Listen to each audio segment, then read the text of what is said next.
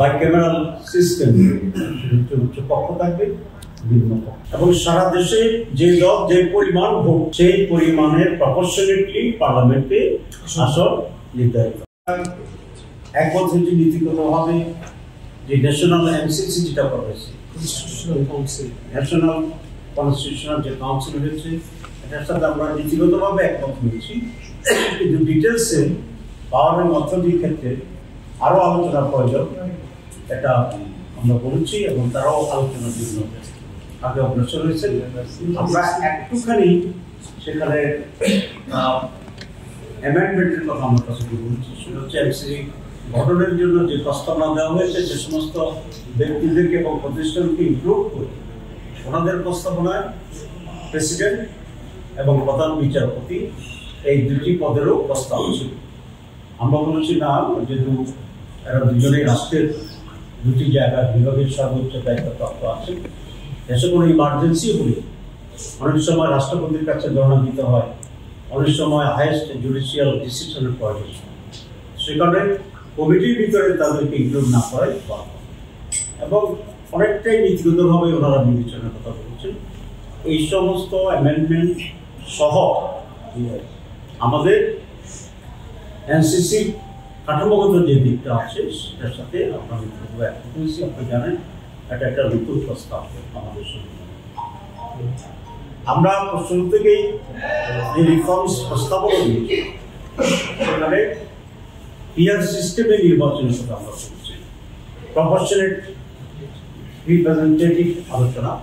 তার মানে হচ্ছে সারা দেশেই একসাথে ইলেকশন হবে, কোনো মার্কার ভিত্তিতে বা কোনো দলের ভিত্তিতে, এবং সারা দেশে যে দল যে পরিমাণ ভোট পাবে সেই পরিমাণের প্রপোর্শনেটলি পার্লামেন্টে আসন নির্ধারিত। এটাকে আমরা পিআর সিস্টেম বলছি, এবং আমরা মনে করি বাংলাদেশের নির্বাচনে যে দুর্নীতি হচ্ছে, জবরদখল হচ্ছে এবং ভোটবিহীন নির্বাচনের যে রেজাল্ট হচ্ছে, এটি তখন বন্ধ হয়ে যাবে এবং টাকা খেলাও এখনো বন্ধ হয়ে যাবে। এটা পৃথিবীর 60-টিরও বেশি দেশে এখন প্র্যাকটিস হচ্ছে, এবং রিয়াক্টিভ কোশ্চেন ছাড়া বা দিক ছাড়া মোটামুটিভাবে এটি এফেক্টিভ বলে তারা বিভিন্ন কথা। আমরা বাংলাদেশের এই প্রেক্ষিতে দীর্ঘ গত 3 সেশনের নির্বাচনকে সামনে রেখে যে অভিজ্ঞতা লাভ করেছে, এটা থেকে উত্তর ঘটানোর জন্য আমরা মনে করি পিআর পদ্ধতি নির্বাচনকে বাংলাদেশের জন্য উত্তম হবে, এবং অনেক ঝামেলা থেকে নেগেটিভস থেকে আমরা পরিত্রাণ পেয়ে যাবো আমাদের আশা করি। আরেকটি বিষয় আমরা একমত হয়েছে, যেটা নতুনভাবে সংবিধানের সংশোধন করার জন্য, সেটা হচ্ছে বাইক্যামেরাল সিস্টেম, উচ্চ কক্ষ থাকবে, নিম্ন কক্ষ, এবং পার্লামেন্ট যেটা আজকে এখন যেটা আমরা যে সিস্টেমে যাচ্ছি এটা নিম্ন কক্ষ হবে, এবং তারপরে আরেকটি উচ্চ কক্ষ থাকবে, যেটা কোনো কোনো দেশে সিনেট নামেও এটা জড়িত করা হচ্ছে। This is nothing new in the world, but it is new for Bangladesh.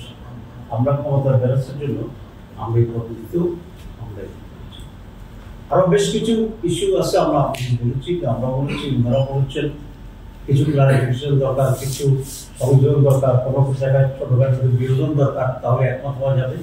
সেগুলোকে আমরা নেক্সট আলোচনায় আমরা নিয়ে আসবো, এবং ওনাদেরও মত আমরাও তোমাদের এক্ষেত্রে যে আজকে মিটিং অত্যন্ত ফ্রেন্ডলি হয়েছে, লাইভলি হয়েছে, পটেনশিয়াল হয়েছে, এফেক্টিভ হয়েছে। আমরা আশা করি ইনশাআল্লাহ আমরা একটা সুন্দর সমাজে করতে পারবো। আজকে মৌলিকভাবে সংবিধানের উপরে বসতে আলোচনা হয়েছে, আর সংবিধানের কিছু বিষয়টা বলেছে আমরা প্র্যাকটিস। সংবিধানের যে আলোচনা হলো, আপনারা আগে দ্বিমত ছিল, ভিন্নমত ছিল, আলোচনার পরে একমত হয়েছেন, এই ধরনের কোনো ইস্যু হয়েছে কিনা? আরেকটা হচ্ছে আপনারা বলেছেন যে প্রধানমন্ত্রী দুবার, এটা কি পরপর দুবার নাকি জীবনে সর্বোচ্চ দুবার? আর সাথে আরেকটা প্রশ্ন, সেটা হচ্ছে যে সংবিধান যে সংস্কার হবে এর বাস্তবায়ন পদ্ধতিটা আপনারা কি বলেছেন? আগামী সংসদ, গণপরিষদ বা গণভোট বলেছেন? প্রথম কথা হচ্ছে প্রধানমন্ত্রী 2 সেশনে থাকার যে বিষয় বলেছি, এটা কনজিউটিভলি হতে পারে, পরপর হতে পারে, কিন্তু মোট 2বার, এর চেয়ে বেশি হতে পারে, সর্বোচ্চ। আর বাকি যেটা আপনি বলছেন সংবিধানের যে অ্যামেন্ডমেন্ট ইত্যাদি আসছে যে কিভাবে হবে এই পদ্ধতি আমরা সব আলোচনার পরে এটা নিয়ে আলোচনা করব। আগে কি হচ্ছে আলোচনার পরে একমত হয়েছে এরকম কিছু হয়েছে কিনা? সেরকম কিছু কিছু বিষয় আছে আংশিকভাবে হয়েছে আমরা আবার হচ্ছে যেমন এনসিসি ব্যাপারে যেটা আমরা বলেছিলাম আগে আমরা পুরো একমত ছিলাম না, আজকে আলোচনা করে আমরা নীতিগতভাবে স্ট্রাকচার ব্যাপারে আমরা বলছি। আর বাকি একদম টোটাল ব্রিফিং আপনারা পাবেন আলোচনা কথা হয়েছে কিনা যে সংসদ নেতা প্রধানমন্ত্রী এবং দলীয় প্রধান একজন হতে পারবেন না নাকি তিনজন আলাদা হবেন এই বিষয়ে আপনারা কথা বলছেন? না, এই বিষয়ে আমরা আলোচনা করেছি এবং আমরা বলছি আমরা আরো আলোচনা করব। নারী আসন বিষয়গুলো আলোচনা হয়েছে কিনা? জি, নারী আসন সংসদে নারী আসন ব্যাপারেও আজকে আমাদের খানিকটা আলোচনা হয়েছে কিন্তু আমরা চূড়ান্তভাবে কোনো পেন্ডিং রেখেছেন। উচ্চকক্ষ কিভাবে নির্বাচিত হবে? উচ্চকক্ষটা কিভাবে ইয়া হবে? উচ্চকক্ষ সবটাই এখানে ওনারা যেটা প্রস্তাব করেছিলেন যে সেখানে ক্রিয়া পদ্ধতির কথা ওনারা বলেছিলেন, কিন্তু আমরা বলেছি প্রপোর্শনেটলি নিম্নকক্ষে যে মেম্বারশিপ হবে তার একটা পদ্ধতি সেখানে থাকবে, এভাবে আমরা করতে চাই। তবে আমরা বলেছি যে ইমপ্লিমেন্টেশন প্রসেসটা overall for amendment for particular issues এটা আমরা লাস্টে আলোচনা করব।